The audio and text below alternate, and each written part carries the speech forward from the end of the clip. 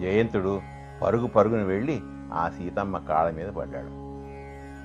ఇంక ఓపిక, పరిగెత్తే శక్తి రెండు నశించాయి.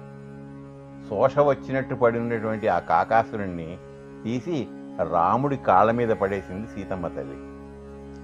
రాముడి దయదలిచి వాడి ప్రాణం తీయకుండా, ఆ బ్రహ్మాస్త్రం వ్యర్థం కాకుండాను ఆ కాకాసురుణ్ణి ఒక కంటిని మాత్రం నాశనం చేసేటట్టు అనుగ్రహించాడు. ఆ బ్రహ్మాస్త్రం కాకాసురుడి యొక్క ఒక కంటిని నాశనం చేసింది. బ్రతుకు జీవుడా అని జయంతుడు దేవలోకానికి వెళ్ళిపోయాడు. అప్పటి నుండి కాకులకు ఒకే కన్ను ఉంటోందని నానుడి. ఇది అమ్మవారి పురుషకారంతో పొందిన శరణాగతికి ఒక ఉదాహరణ. అమ్మ దయ ఉంటే మనకి చంపదగినంత తప్పులు చేసినా రక్షింపబడతాం అని ఈ కథ చెప్తారు పెద్దలు.